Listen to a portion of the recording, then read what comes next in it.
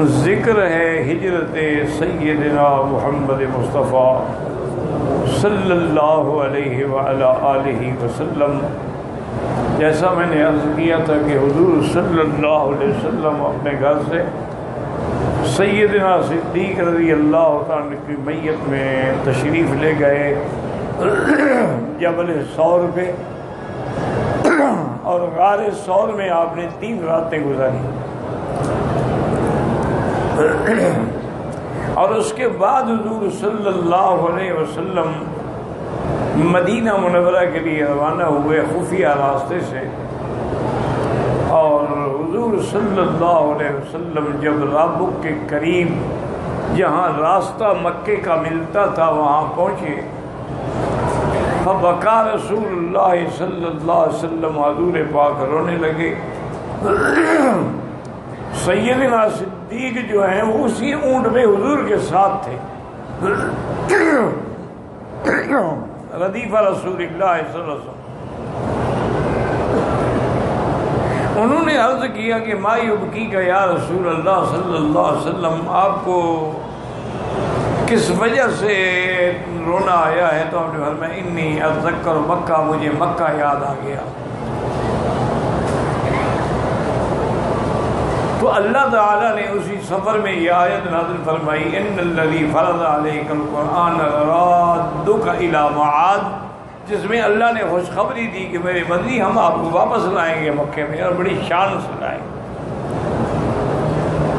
بعض علماء نے یہ بھی لکھا ہے کہ اگر یہ آیت آدمی پڑھ کے اکثر بار بار پڑھ کے دعا کرتا رہے تو اس کو اللہ تعالیٰ مکہ مکرمہ اور مدینہ منورہ کی حاضری نصیب فرماتے ہیں، یعنی حج نصیب ہوتا ہے، عمرہ نصیب ہوتا ہے۔ اب حضور صلی اللہ علیہ وسلم آگے چلے تو اس علاقے کا قبیلہ جو ہے وہ بنی مدلج ہے، اور اس کا سردار سراقہ ہے۔ سراقہ کہتے ہیں کہ میں بیٹھا تھا کہ میرے کچھ لوگوں نے آ کے مجھے خبر دی کہ سمندر کے کنارے 3 اونٹنیاں ہیں جن پہ کچھ سوار جا رہے ہیں، شاید یہ وہی سوار تو نہیں ہے جن کے لیے مکے والوں نے انعام مقرر کیا ہے۔ کیونکہ اہل مکہ جب مایوس ہو گئے تو انہوں نے اعلان کر دیا کہ جو حضور صلی اللہ علیہ وسلم کو زندہ یا نعوذ باللہ مردہ لائیں گے ہم 100 اونٹ دیں گے، اور حضرت ابو بکر پر بھی اتنی ہی انعام لگا جو حضور کے لیے ہے کہ اگر حضرت ابو بکر کو زندہ یا مردہ لائیں گے تو ہم 100 اونٹ دیں گے۔ سراقہ فرماتے ہیں کہ میں سمجھ گیا کہ وہی قافلہ ہے، لیکن میں نے ان کو ٹال دیا، نہیں چھوڑو وہ نہیں ہے۔ اور میں نے اپنی کنیز سے کہا کہ ٹیلے کے پیچھے میرا گھوڑا جو ہے لے کے آؤ تاکہ میں خفیہ طریقے سے وہاں جاؤں گا، مجھے جاتا ہوا کوئی نہ دیکھا، میرا سارے نکل پڑیں گے۔ سراقہ کہتے ہیں کہ میں جب آیا تو میری نوکرانی جو ہے وہ میرا گھوڑا لے کے کھڑی تھی۔ یہ لوگ جو تھے نا ہر کام میں فال نکالتے تھے، اور فال ان کی یہ ہوتی تھی کہ تیر بنے ہوئے ہوتے تھے لکڑی کے، اور اس پہ ایک پہ لکھا ہوتا تھا نعم، ایک پہ لکھا ہوتا تھا لا، ایک پہ لکھا ہوتا تھا بینا۔ تو اگر وہ جب پھینکتے، اگر وہ لکھا لاتا نعم تو مانا ہے کہ تمہارا کام ہو جائے گا چلو، اگر نکل آتا لا کہ نہیں ہوگا تو پھر مانا ہے تمہارا کام نہیں بنے گا، اور اگر نکل آتا وہ بینا کہتے ہاں یعنی 50% امید بھی ہے اور نہیں بھی ہے۔ تو سراقہ کہتے ہیں کہ میں نے گھوڑے پہ سوار ہونے سے پہلے اپنی عادت کے مطابق وہ فال نکالی تو فال میرے خلاف نکلی، فال میں یہی نکلا کہ لا نہیں ہوگا، لیکن میں نے کہا چھوڑو ایک خیال ہی ہے نا، اور کیا ہے کہ فال میں حکم تو نہیں ہوتا ہے۔ تو بہرحال میں نے وہ اپنے تیر جو تھے سنبھالے اور گھوڑے پہ سوار ہوا، اور میں شاہ سوار تھا اور میرا گھوڑا بھی مانا ہوا تھا، میں نے گھوڑا دوڑایا تو مجھے سامنے نظر آ گئے سوار۔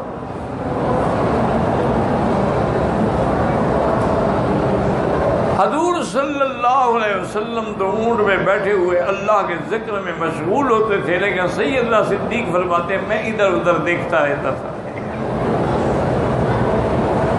میں نے دیکھا کہ ایک سوار گھوڑے پہ آ رہا ہے، میں سمجھ گیا کہ یہ خیر کا مسئلہ نہیں ہے، تو میں نے عرض کیا کہ یا رسول اللہ ہمارے تعاقب میں کوئی آ رہا، اور پھر میں معذرت کا بھی نہیں اللہ ثالث ہوگا، ابو بکر کیوں غم کرتے ہو، جن کے ساتھ اللہ ہے ان کا کوئی کیا بگاڑ سکتا ہے۔ سراقہ کہتی ہے کہ جب میں حضور کے قریب پہنچا تو میرا گھوڑا جو تھا یکدم زمین میں دھسا اور میں الٹ کے گر پڑا۔ کہتے ہیں میری زندگی کا یہ پہلا موقع ہے کہ میں اتنا بڑا شاہ سوار ہو کے گھوڑے سے گر گیا۔ میں نے پھر فال نکالی، فال پھر نکلی، لا بھی نہ کرو۔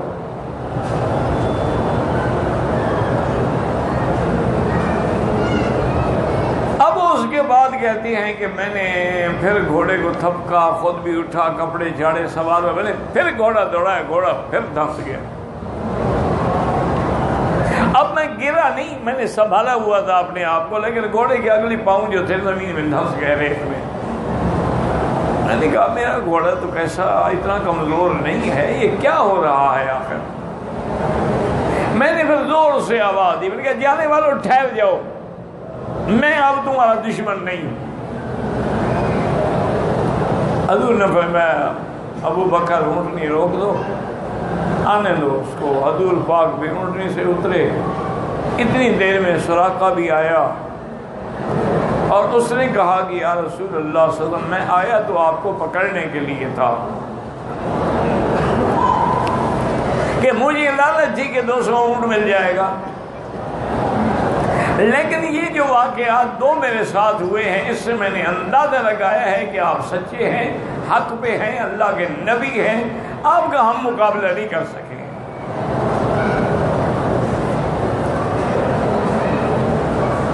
تو آپ نے فرمایا اچھا سراقہ جاؤ ٹھیک ہے، لیکن ایک وعدہ کرو، اور ایک وعدہ میں تمہارے ساتھ کرتا ہوں۔ سراقہ نے کہا حضور حکم دے، میں کیا وعدہ کروں؟ فرمایا کہ اب تم اس راستے سے میرے دشمنوں کو روکو گے، نہیں آنے دو گے میری طرف۔ اور کہا اسلام میرا وعدہ ہے، میں اس راستے سے تو آپ مطمئن ہو جائیں، کسی اور راستے سے آپ کا دشمن آئے تو میں نہیں کہہ سکتا، لیکن اس راستے سے کوئی آئے گا تو اب میں جانوں گا آپ کے دشمن جانے۔ حضور نے فرمایا میں وعدہ یہ کرتا ہوں، دعا بھی کرتا ہوں، وعدہ بھی کرتا ہوں کہ ایک وقت آئے گا جب ملک کسریٰ، بادشاہ کسریٰ کے سوار جو ہیں، کنگن جو ہیں، وہ تیرے ہاتھ میں ہوں۔ اس زمانے میں بادشاہ جو تھے نا یہ سونے کے زیور پہنتے تھے، فرعون بھی پہنتا تھا، نمرود بھی پہنتا تھا، کسریٰ بھی پہنتا تھا۔ ہمارے مسلمانوں میں بھی اور انڈیا کے راجواڑوں میں بھی یہ رواج تھا، ان کے راجے مہاراجے پہنتے تھے زیورات، آج کل بھی پہنتے ہیں ان کے جو بچے کھچے ہیں شہزادے۔ سراقہ کہتی ہے بہرحال میں دل میں بڑا حیران ہوا کہ جو آدمی اپنے دشمنوں سے چھپ کے مکے سے جا رہے ہیں وہ مجھے خبر دے رہے ہیں کسریٰ کی، اور کسریٰ تو سپر پاور تھی نا اس وقت، جیسے آج کل سپر پاور ہے نا، اس زمانے میں دو تھی، کسریٰ اور رومن امپائر، یہ دو سپر پاور تھے۔ رومی جو تھے یہ اہل کتاب تھے، اور فارس جو تھے یہ اہل وثن یعنی بتوں کے پجاری تھے۔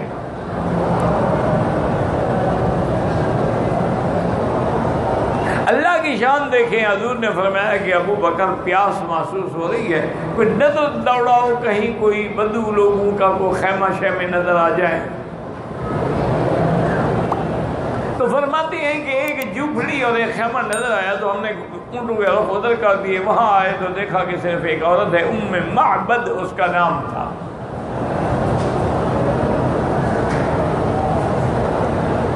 یہ بدو لوگ تھے، صحرا میں رہنے والے۔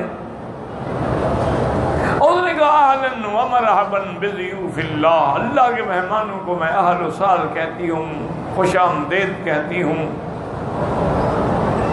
فرماتے ہیں ہم اترے تو حضور نے فرمایا کہ حل عندک فی البیت شیء، تمہارے گھر میں کوئی دودھ، کوئی لسی، کوئی پینے کی چیز ہے؟ اس نے کہا لا یا رسول اللہ،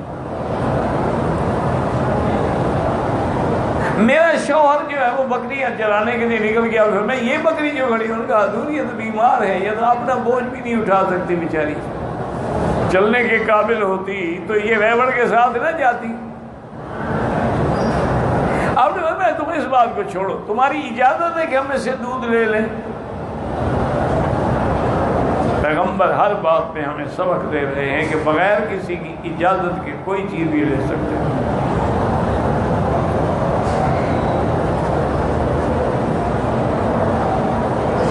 وہ مالک ہے، نہ دے اجازت۔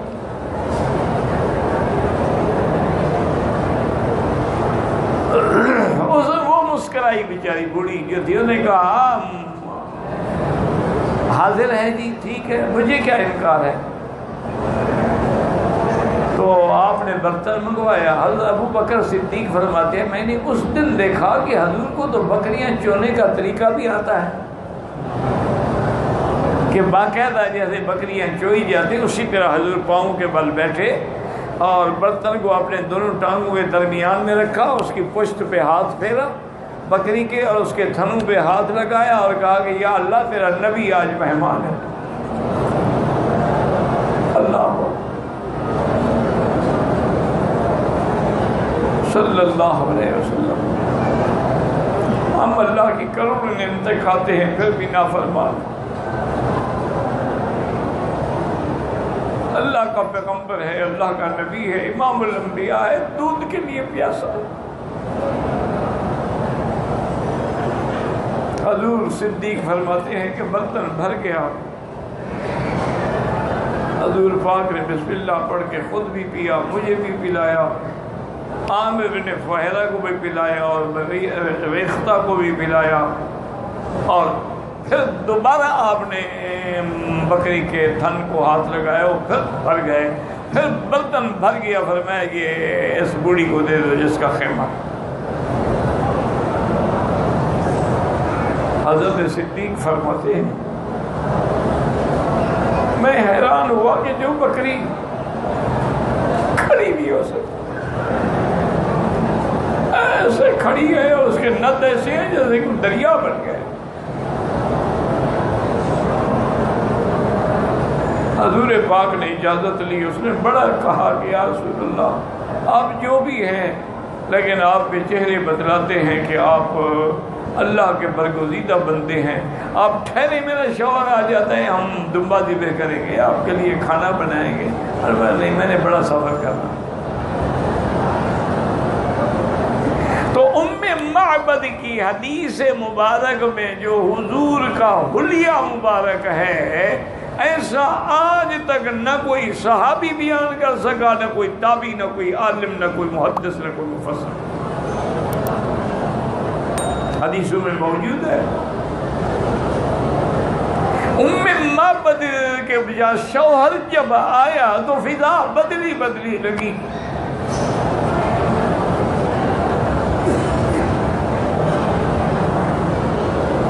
کیونکہ حضور جہاں گزرتے تھے وہاں خوشبو ہو جاتی۔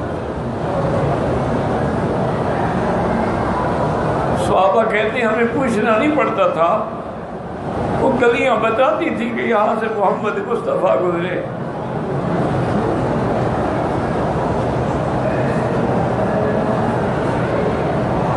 اللہ اکبر۔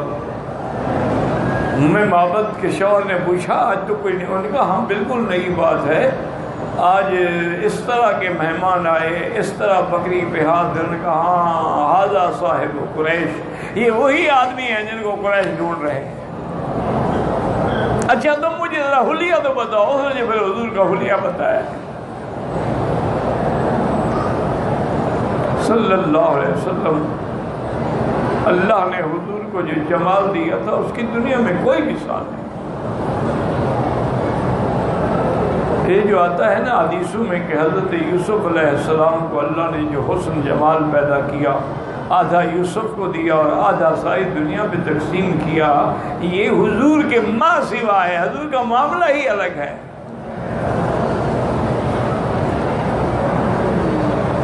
حضور کے جمال کا تو کیا عظیم بات کی تھی حسان نے کہ وَأَحْسَنُ مِنْكَ لَمْ تَرَ قَطُّ عَيْنٌ، آقا تم سے زیادہ خوبصورت میری آنکھوں نے آج تک نہیں دیکھا۔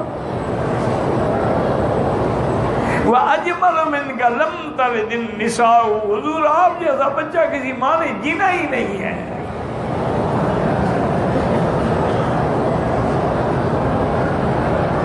اسی لیے بی بی عائشہ فرماتی تھی کہ زنان مصر نے جمال یوسف سے انگلیاں کاٹ ڈالی، واللہ لو رأینا جمال محمد لقطعن قلوبہن، اگر میرے مدنی کا جمال دیکھی تو دلوں پہ چھریاں پھیر دیتی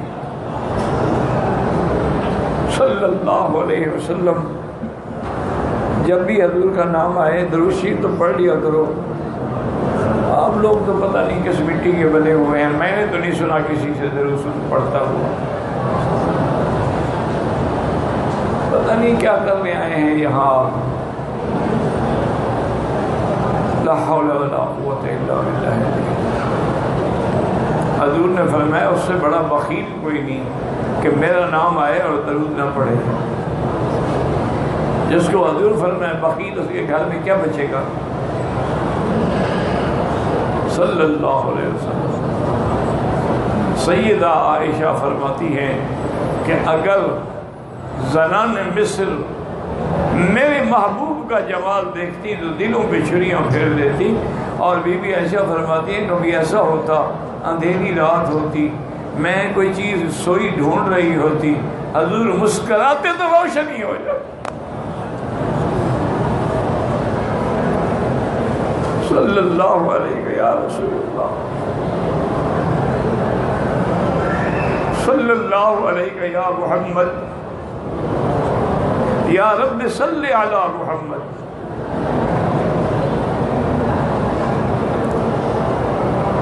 حضور صلی اللہ علیہ وسلم آگے چلے۔ اچھا اللہ کی شان یاد رکھیں کہ معبد ہے، اس کا شوہر جو ہے مدینے آگے پھر مسلمان ہوتا ہے۔ حضور آگے چلے تو حضرت زبیر قافلہ تجارتی لے کر آ رہے تھے۔ اللہ نے اپنے نبی کا اہتمام تو کرنا تھا نا۔ حضرت زبیر جب آئے تو انہوں نے حضور صلی اللہ علیہ وسلم کو بھی اور حضرت ابوبکر کو بھی ایک سفید جوڑا پیش کیا۔ صحابہ کہتے ہیں ایسا خوبصورت جوڑا ہم نے زندگی میں نہیں دیکھا۔ اور اس سے آگے چلے تھے کچھ قبیلے کے لوگ تھے جو آگے مسلمان ہوئے، اور یہ یعنی ابھی مدینے نہیں پہنچے ماشاءاللہ تو سینکڑوں کی تعداد ہو گئی، اور عبداللہ بن زبیر آگے آگے پرچم اٹھا کے چل رہے۔ اکیلا چلا تھا جانب منزل مگر لوگ یوں ملتے گئے اور کارواں بنتا گیا۔ میرا نبی پہلا تو یتیم ہوئے تھے نا، لم یجد کا یتیمن فآوا، اور پھر اس در یتیم کے پیچھے ساری دنیا کی کائنات بھی ہے، مخلوق بھی ہے، انبیاء بھی ہیں۔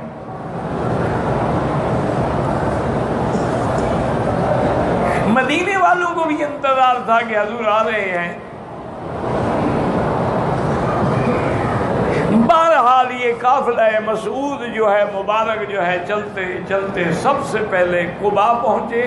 یہ علاقہ جو ہے یہ بنی عوف کا علاقہ کہلاتا ہے، جہاں مسجد قباء ہے، یہی حضور پاک نے آرام فرمایا۔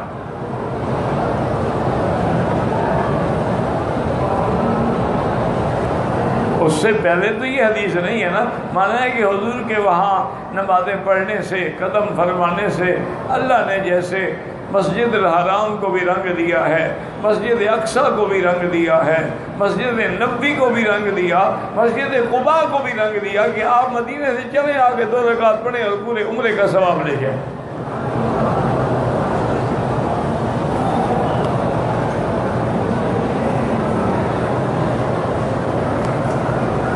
جہاں جہاں حضور گزرے ہیں، جہاں جہاں نماز پڑھی ہے، اللہ اکبر، ان جگہوں کو اللہ نے قیامت تک شان والا بنا دیا۔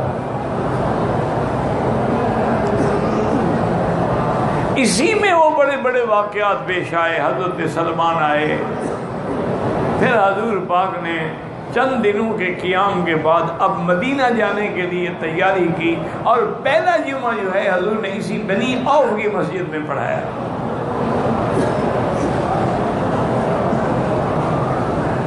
اور جب حضور مدینے کی طرف جا رہے تھے، صحابہ کہتے ہیں عجیب منظر تھا۔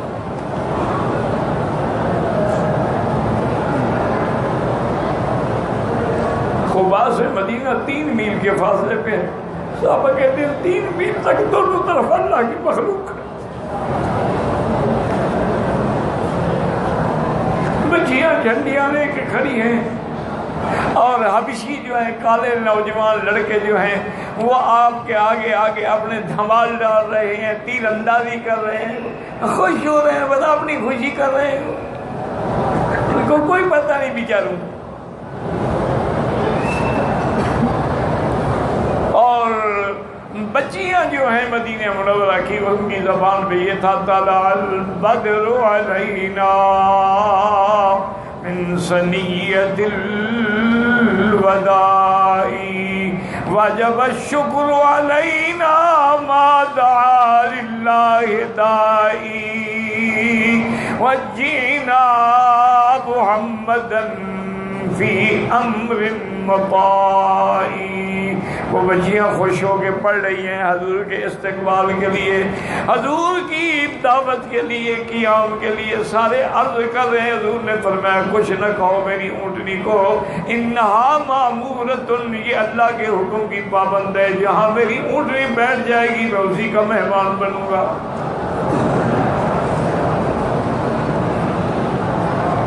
بنو نجار جو تھے نا مدینہ منورہ میں، حضور کے ننیال ہیں، حضور کی والدہ انہی سے تھی، اور بنو نجار کی بچیاں سڑک پہ کھڑی ہیں اور کہتی ہیں حبذا نحن من بنی النجاری،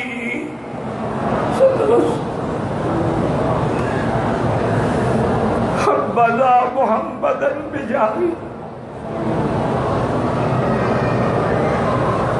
یا رسول اللہ ہم تو تیرے ننیال سے، آپ ہمارے مہمان بنتے، لیکن اللہ کا نبی اللہ کے حکم کا پابند ہے۔ اب یہاں مسجد نبوی ہے نا، یہیں آگے حضور کی اونٹنی بیٹھی، اور اسی وقت حضور نے ارادہ فرما دیا کہ میں یہاں مسجد تعمیر کا، اونٹنی پھر کھڑی ہو گئی۔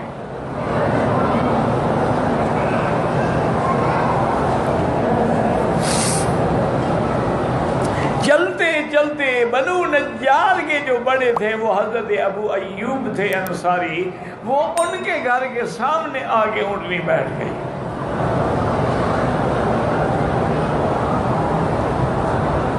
ان کا 2 منزلہ گھر تھا،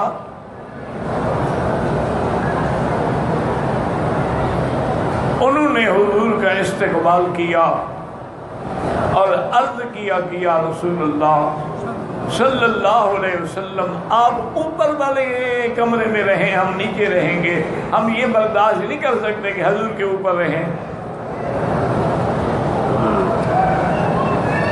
حضور نے فرمایا ٹھیک ہے۔ اللہ کی شان یہ ہے کہ اس کے بعد جو ہے بی بی یعنی وہ فرماتے ہیں ابو ایوب اپنی بیوی سے کہ خیال رکھنا اگر اٹھنا پڑے یا چلنا پڑے تو دیوار کے قریب قریب چلنا، کہیں حضور کے اوپر ہمارے قدم نہ آئیں۔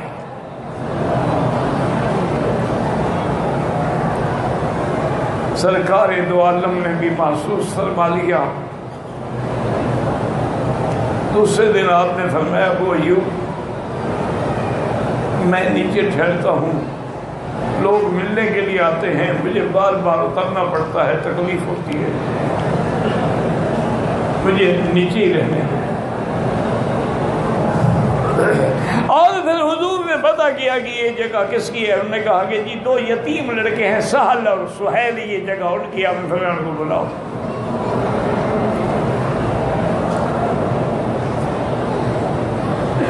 ان کو بلایا گیا، حضور نے فرمایا کہ بیٹا میں یہاں اللہ کا گھر بنانا چاہتا ہوں، مسجد بنانا چاہتا ہوں، یہ زمین بیچ دو۔ انہوں نے کہا لا یا رسول اللہ، یہ زمین حاضر ہے، ہم وقف کرتے مسجد بنائیں آپ، اور بغیر پیسوں کے نہیں۔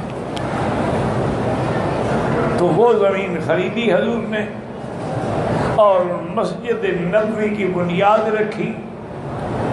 اب مدینہ منورہ میں آنے کے بعد تو پھر صحابہ ٹوٹ پڑے، جو کہیں تھا وہ آتا گیا آتا گیا آتا گیا، مدینہ محمد مصطفیٰ کا مرکز و مستقل بنتا گیا۔ اس لیے اللہ فرماتے ہیں میرا مدنی فَإِذْ يَمْكُرُ بِكَ الَّذِينَ كَفَرُوا، جب کافر مکر ہوتا ہے خفیہ تجویز، خفیہ تدبیر کرنا، اس کو کہتے ہیں مکر۔ وَإِذْ يَمْكُرُ بِكَ الَّذِينَ كَفَرُوا لِيُثْبِتُوكَ، آپ کو قید کر دیں، او يَقْتُلُوكَ یا قتل کر دیں، او يُخْرِجُوكَ یا مدینے سے نکال لیں۔ اللہ نے فرمایا میرا محبوب یہ نہیں جانتے، یمکرون، یہ تدبیریں کر رہے ہیں، وَيَمْكُرُ اللَّهُ، اللہ بھی تدبیر فرما رہے ہیں، وَاللَّهُ خَيْرُ الْمَاكِرِينَ، اللہ سب سے بہتر تدبیر کرنے والے ہیں۔ کافروں کے مکر ٹوٹ گئے، تدبیریں پھوٹ گئیں، اور آمنہ کا لال شان و شوکت سے مدینہ منورہ میں پہنچ گیا، صلی اللہ علیہ وعلی آلہ واصحابہ وسلم تسلیما کثیرا کثیرا۔ اگر اللہ مدینے کی حاضری نصیب فرمائے بڑے ادب سے چلا کریں، علماء نے لکھا ہے کہ پاؤں زمین پہ مار کے نہ چلیں، خاشعاً متواضعاً، بڑے خشوع سے تواضع سے چلا کریں، اور مسجد نبوی میں جہاں بیٹھیں درود پڑھا کریں۔ صرف سامنے جب آئیں واجہ شریف میں تو وہاں صلاۃ و سلام صیغہ خطاب کے ساتھ اجازت ہے، ورنہ آپ جہاں بھی ہیں وہاں سے صرف درود شریف پڑھیں گے تو یہ وہ مقام ہے۔ اور پھر جتنے دن اللہ توفیق دے جنت البقیع الغرقد پہ بھی حاضر ہوں، جہاں حضور کی ازواج مطہرات ہیں، جہاں حضور صلی اللہ علیہ وسلم کی بیٹیاں ہیں، جہاں سیدنا عثمان مظلوم ہے، جہاں امام مالک ہے، جہاں صحابہ ہیں، ائمہ محدثین مجتہدین ہیں، اور اسی طرح شہدائے احد پر بھی جا کے حاضری دیا کریں۔ حضور صلی اللہ علیہ وسلم خود تشریف لے جاتے تھے شہدائے احد کے لیے، چونکہ وہاں آپ کے چاچا سیدنا حمزہ بھی ہیں، مصعب بن عمیر بھی ہیں، اور یہ وہ پہاڑ بھی ہے جو حضور صلی اللہ علیہ وسلم سے محبت کرتا تھا۔